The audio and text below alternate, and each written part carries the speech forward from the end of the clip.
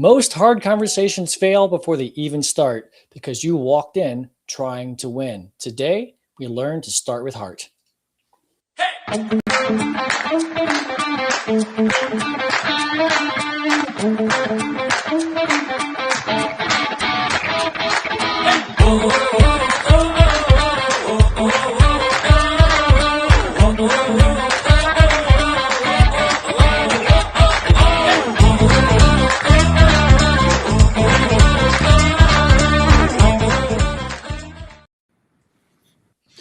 Hello and welcome to the Leadership Lounge Book Club. Glad everybody's here today. My name is Chris Duncan. I'll be hosting today, and I'm joined by my colleague Shannon McCoy. Hello, Shannon. And Ellen Edwards. Howdy. Normally we have Jay Jacobson with us, but as some of you may have noticed last week, he had his arm in a sling, and he was on some really good drugs during the podcast, but he did pretty well still. I think he kept his composure. We were all slightly jealous. He was up in the recliner and his wife was taking care of him. But anyway, this week he's out with some follow-up appointments. So I believe he's fine and on the mend, and we will miss him because he did contribute well to last week. But I know he'll be back next week. At least fingers crossed he doesn't lose his arm and bad things happen. Oh, wow. But let's not go too grim. Let's just hope he comes back. All right. Well, it's also too bad because Alan finally got the image of Jay inserted into the splash screen on the YouTube video. So it's good timing for him not to be participating when his picture's finally included. Yay. Anyway, yes, all done. For those of us that are here, thank you for viewing us live. For those of us that are watching on LinkedIn, YouTube, and Facebook, leave us some feedback, give us some comments. You can comment on any of those platforms. Let us know what you're seeing. If you've got questions, have something you want us to talk about, go ahead and leave it in one of the chats. If you want to join us live next week, if you want or catch up on past episodes, want weekly reminders, it's all up on our book club website. The book club website is sedaris.com/book club. That's CDAERIS.com/book club. All right, let's get started. Shannon, what are the rules of book club? Shannon. The first rule of book club is we always talk about book club. Okay. Shannon may have lost his audio. We can see him. Yep. So we'll move this along. Week we're covering chapters 3 and 4 of the book Crucial Conversations. We're going to talk about how to start with heart and how to address what we really want. This will help us have true, crucial conversations that actually solve things and not keep real matters covered up. Last but not least, we're going to address what we really want to walk away with and apply from today's episode. But first, a word from our sponsor.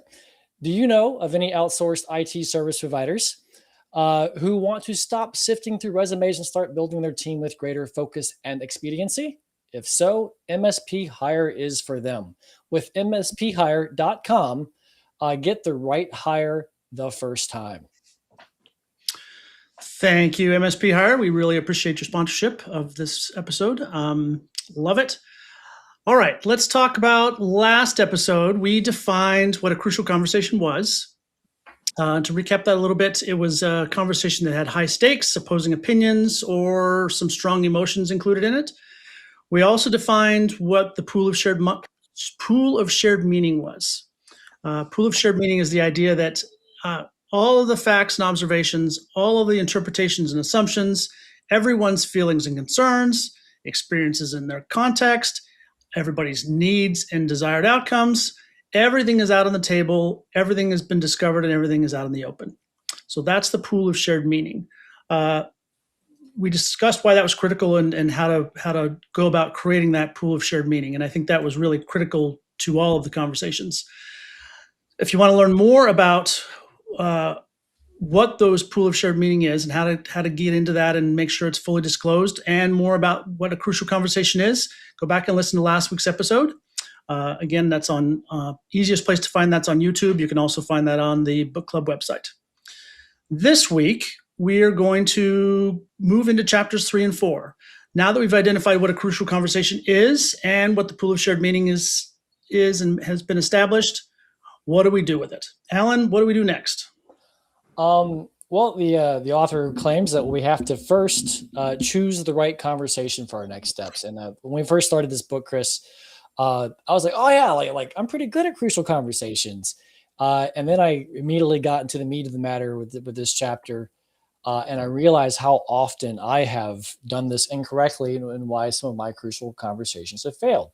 So the author recommends using a method that he gives you an acronym for called CPR, where C is for content. Content is, hey, this thing happened.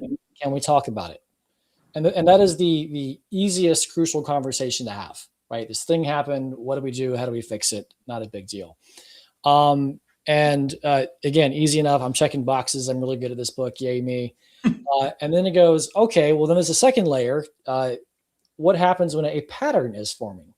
I think the author used the same book that I was thinking of. I'm sorry, the author used the same example I was thinking of, which was somebody is coming in late to work, right? After a few minutes late, you talk to them. Hey, what happened? Oh, there's this car accident on this road, that road, whatever. Like, oh, well, don't let it happen again. Or, hey, that sucks. Glad you're here. It's a different conversation than when you say, hey, you've been late every day this month. What's going on? And I've had this conversation a few times in my life. And what do they invariably do? They actually say, oh, well, today I was late because of a car accident. I was like, yes, but we're not talking about today. We're talking about the pattern. And this was the aha moment for me in this chapter of the book, is there's a difference in the agenda and the purpose of the meeting you're having. We are not having a content discussion. We are having a pattern discussion. And you have to, as a crucial conversation haver, you have to be able to remember where you are and keep the conversation to level. And there's even a third level called relationship. That's C, content, pattern, relationship. And that's, okay, maybe this pattern has existed for so long, you're beginning to wonder, do you respect me? Are you competent? And you have all these things that it could be, and you have to have that relationship level conversation. And they also added a bonus for one other thing to fix, and I like it because it's the word process. It's not part of CPR, but it is and also could happen. And the author's example was she was giving critical feedback, a crucial conversation, to somebody in another country. And she could tell it wasn't going well. And she circled back later to have that new crucial conversation. What happened here? And he's like, oh, well, in my country, it's much more polite to actually ask how you're doing and about your family before you launch into critiques. And she's like, oh, so the process by which I'm communicating to you is not very effective. Heck, even here at Sedaris, Chris prefers emails. I prefer Teams, and knowing those things can also help with having crucial conversations or preventing having to have them in the first place. That was the meat of what I got out of that chapter. But there was plenty more on how to diagnose it. Shannon, are you live now? Yes, I am live. So sorry about that earlier. I appreciate the things that you brought out, Alan. I think that's so true that like you said, to tap into that context part, I think the majority of us, that's how we address issues, is we try to address things right as they are in the moment, but not the full picture, but what we see right now, so that we could open up the conversation, because that's what's top of mind.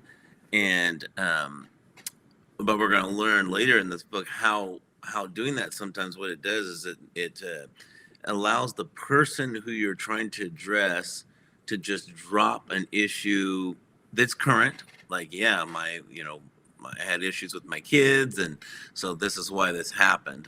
And then we sometimes we just don't have the courage to just step up and just go to address the whole issue, to think back, why is it, do a self-assessment and say, why is it that I am not wanting to why is it that I'm getting heated up and I don't really want to go there with them for the whole picture? So this is a lot about stopping and doing self-analysis before, so that we could get into true crucial conversations, right? Yeah, there's a good rule the book gives you, which is to always hold the conversation at the highest possible CPR level. So content, shoot, content, Pattern. pattern, relationship. And that same example I mentioned so many times, I'm trying to have a pattern or relationship conversation, but somebody brings up a piece of content that's possibly related, but it's not at the right level, and we have to bring it back. Yeah. I think that's that analogy or the story about being late to work is really that exact thing. It's like, well, yes, you were late today because of that thing, but what about the 25 other days previously? Let's talk about that.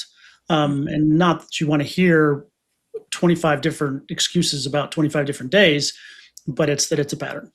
And I think after I read this, that really became clear how many discussions I actually have in my life that are actually that way. And what normally happens is you quickly start talking about how the one instance of today or the latest one, instead of drawing back and focusing on the bigger pattern as a whole.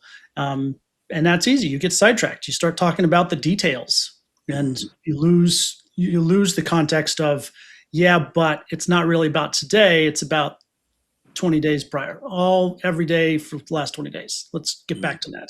So reframing things, I think, is really relevant in this chapter. I think that's the reason why. I think that's the reason why we consider them truly crucial conversations, because without going there to basically say what's the root cause of this, we're probably going to have this dance for many. I mean, it could be years, right? And then just basing the conversations on how hot your ears get, you start getting upset and don't know why.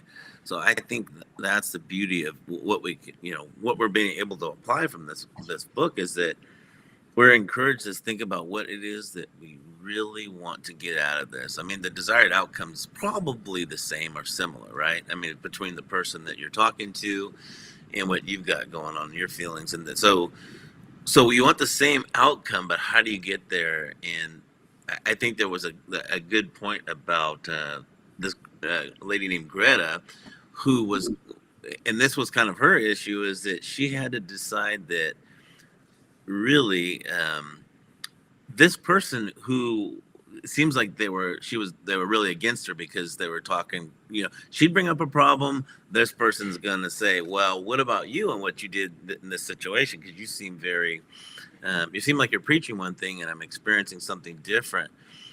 Her initial thought was to go after them. Like, cut that guy back and say, well, this is because you don't have the insights that I have, right? But the real value that she was missing at first, this individual could be the very person that's giving her the information she needs, the true, honest, open communication. And it hit. It was rough swallowing it. But if she can and she can reason with this person, that person's going to give her feedback no one else many times is willing to stand up and give. So isn't it interesting to think, well, I'm not going to go after this person. Let me find out where they're coming from and leverage them as probably the only person that's going to give me what I need to get where I want to go. Yeah. And coming back to that list for the CPR, and Shannon, you had mentioned really early on in our conversation here that people like to bring up other issues as well, not even intentionally, but like all these problems, and they all come out during the meeting. Like, what do you do? And there's a couple of quotes that the author gives us that we can use. One, when we're having this meeting, is to actually establish the agenda by saying, the issue I want to discuss is, and saying, hey, I would like to discuss the pattern of your lateness to work. And so when there's any deviation from that or going back to content, like, no, actually, I want to talk about the pattern, as I told you ahead of time, to establish that. And he also has it for what happens when new issues appear, where you have to show that you're listening, but you also have to get back on topic. And the quote they gave you here, and I'm going to use this sometime, I'm sure, that matters, and I want to return to it. First, let's finish this issue of the pattern of lateness. Yeah. That being able to put a pin in it, put it in the parking lot, whatever your term is. Yeah. Come back to it. That's a skill, because you're going to, if it is critical and a critical conversation, you're going to want to talk about that, but you got to stay on task, stay focused, and keep it at the level you want. I know when I'm facilitating a meeting, when it's just my usual weekly leadership team meeting, Yes, some of those conversations are crucial conversations, get heated. Many of them are teams operating quite fine, but we have this tool built into our meeting process. Like, oh, that's a great topic. Let me write this in the list of issues we have to solve. Mhm. Which is the polite way of saying, hey, you're off track. Yeah. Let me capture this because it's not a bad idea and get us back on track. Yeah. If only we could do our personal relationships as the Allen Epic meetings. I might actually do that, which is not necessarily recommended, by the way. It's hard to slip out of this mode once you get into it. Might have led to some separations along my life. Let's Yeah.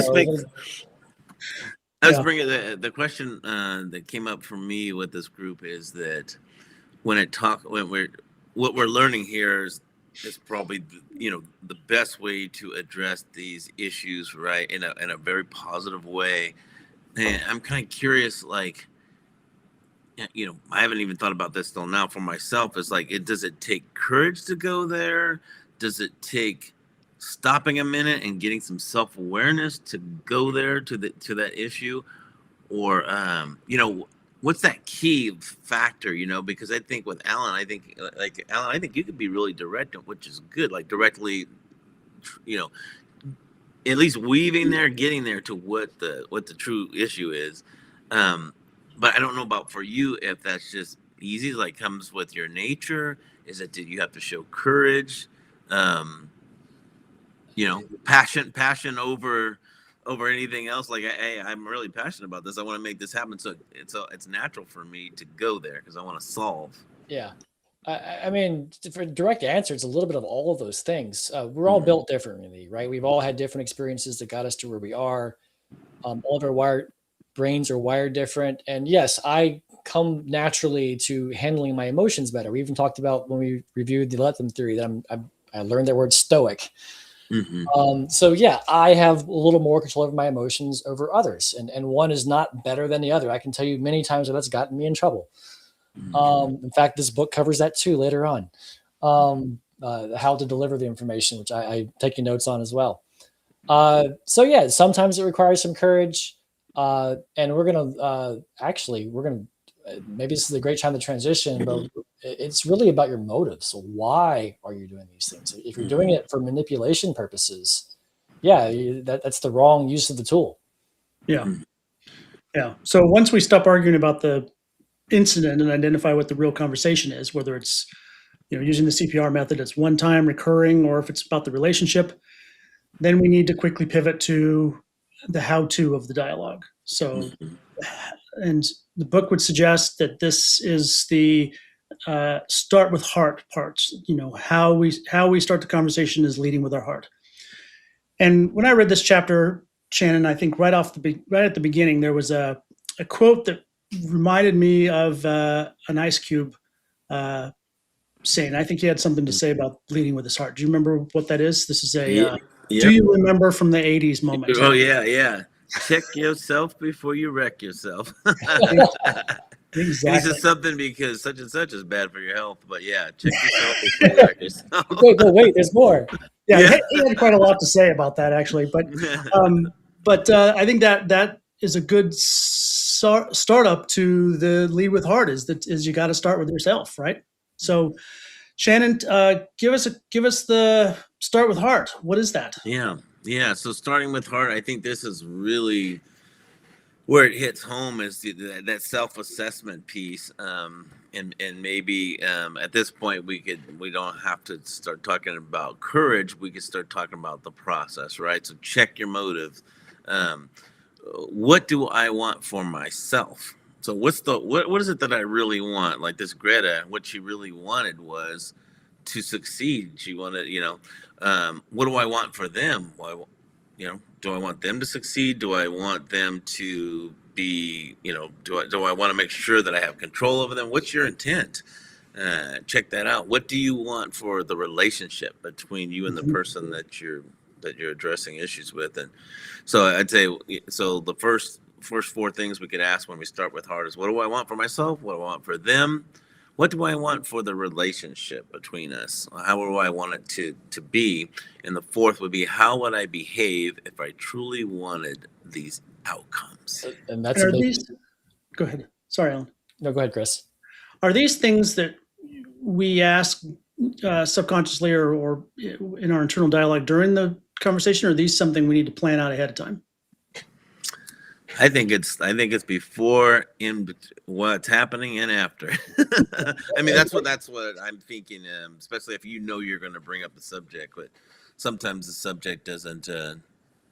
You obviously you don't know what's going to happen. It just happens in the middle of a meeting, and that's where the skill set, knowing you read this book, I think that's where you try your best to apply it, right? And then I see this book as one of many habit-changing books, right? We have to develop our habits, and the way I see habit development is first is awareness. Oh, I have this habit, and then you figure out a solution. Like, oh, I should have used CPR to keep this agenda correct. I need to lead with heart and figure out what my motives are. And what happens next is you realize, like, oh, I missed an opportunity. Oh, I missed an opportunity, and then you start thinking about that fast enough, like, oh, I caught myself. Let me correct myself. Oh, I'm getting the hang of getting this done ahead of time.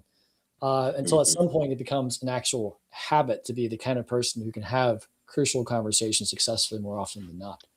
Well, if that's the case, that would imply, so I guess stepping back for a minute, is that habits form by repeating a behavior over and over again.